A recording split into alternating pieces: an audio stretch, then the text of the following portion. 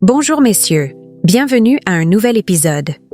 Aujourd'hui, je veux déconstruire l'une des plus grandes illusions des relations modernes, l'idée que la présence féminine est un facteur moralisateur dans la vie de l'homme. Réfléchissons-y ensemble. Il existe une vision culturelle profondément enracinée selon laquelle l'homme célibataire est un échec. S'il n'a pas de partenaire, quelque chose ne va pas chez lui. Il est immature, égoïste, peu fiable. Ce discours est toujours soutenu par la société.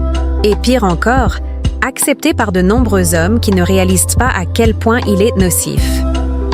Depuis l'époque des premiers forums et blogs de mèmes, la solitude masculine a été romantisée comme quelque chose de pathétique.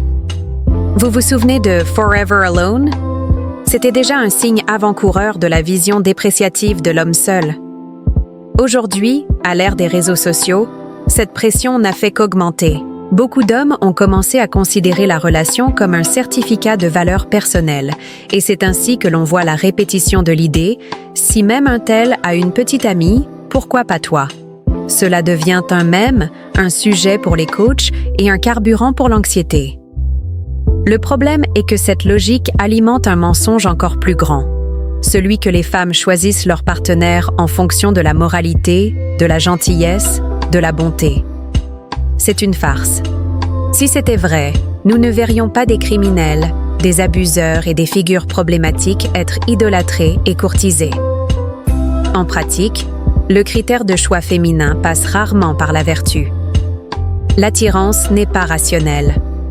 Trafiquants, délinquants et même assassins reçoivent de l'attention, de l'affection et même des demandes en mariage.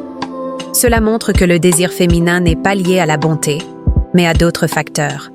Le pouvoir, l'émotion, le danger. Les hommes qui croient être choisis parce qu'ils sont de bonnes personnes vivent une dangereuse illusion. Et cette illusion a des conséquences. Elle génère de la frustration, une faible estime de soi, une désillusion amoureuse. Et pire encore, beaucoup de ces hommes continuent de renforcer cette même culture qui leur nuit. Les femmes, contrairement aux hommes, ont une conscience de groupe. Elles comprennent que le terme « femme » représente chacune d'elles. Les hommes, en revanche, pensent que lorsqu'on parle de « homme », le problème concerne les autres. Cela fait que beaucoup continuent d'alimenter leur propre oppression. Cette absence de conscience collective masculine fait des hommes des proies faciles. Ils deviennent les défenseurs de valeurs qui ne les avantagent pas. Ils défendent l'idée qu'une partenaire est un signe d'évolution personnelle, alors qu'en réalité, cela ne fait que les rendre dépendants de l'approbation externe. En même temps, la pression culturelle qui existait sur les femmes pour se marier jeunes, maintenir la virginité ou fonder une famille a pratiquement disparu. Les étiquettes péjoratives ont été abandonnées, mais pour les hommes, elles restent fermes. Célibataire? Immature. Ne veut pas se marier? Égoïste. Ne partage pas les revenus? Mesquin. Ce déséquilibre des exigences fait partie d'un système plus large qui tourne autour des intérêts féminins. On appelle cela le gynocentrisme, une structure socio-culturelle où tout est orienté pour servir les femmes, et les hommes ne font que soutenir cet arrangement par leur travail et leur sacrifice. Les hommes eux-mêmes valident ce système lorsqu'ils continuent d'agir comme des pourvoyeurs inconditionnels, même sans recevoir de réciprocité. La chevalerie, la gentillesse et l'effort émotionnel sans retour sont la norme pour beaucoup. Il est nécessaire de briser ce cycle. Cela commence par le refus de l'idée qu'une relation est une sorte de validation existentielle. Avoir une petite amie ne te rend pas meilleur. Ne pas en avoir ne te rend pas pire. La femme n'est pas un prix de bonne conduite.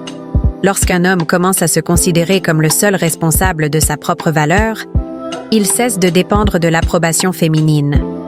Il arrête de concourir pour l'attention et commence à agir dans son propre intérêt. Ce changement de mentalité ne nécessite pas de mouvement collectif, de manifestation ou de révolution. Il se produit silencieusement, individuellement.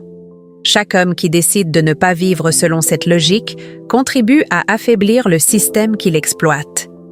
Des attitudes simples comme cesser de romantiser la femme, arrêter de la surestimer, ou simplement ne pas agir comme un serviteur émotionnel sont déjà puissantes. Et il ne s'agit pas de haïr le sexe opposé. Il s'agit de se préserver. De nombreux groupes qui ont émergé pour défendre les droits des hommes ont échoué précisément parce qu'ils ont permis l'infiltration d'intérêts féminins. Les hommes ont commencé à s'attaquer entre eux pour plaire aux femmes présentes dans ces espaces. C'est le symptôme d'un manque d'identité masculine solide. Les espaces exclusivement masculins sont importants pour que cette reconstruction se produise. Mais même cela est difficile, car il suffit d'une femme, ou même d'un faux profil, pour détourner complètement le centre de la conversation. Les hommes doivent reconnaître qu'ils ne sont pas obligés de soutenir des structures qui ne les bénéficient pas. Si le féminisme est financé par les impôts et que la majorité des impôts proviennent du travail masculin, alors l'homme qui s'éveille et cesse de soutenir cela fait déjà beaucoup. Et non, il ne s'agit pas de guerre des sexes. Il s'agit de se rendre compte que la culture dominante est hostile à l'homme traditionnel. L'ancien modèle du mari et père protecteur a été écarté, mais les exigences envers les hommes restent les mêmes. C'est pourquoi, messieurs, le message est simple. Arrêtez de croire que la femme vous sauvera, vous améliorera ou fera de vous un homme meilleur. Cette pensée ne vous aide pas, elle vous emprisonne. Soyez autonome, pensez par vous-même.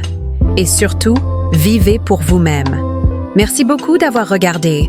Que la sagesse et la conscience soient toujours avec vous. À la prochaine vidéo.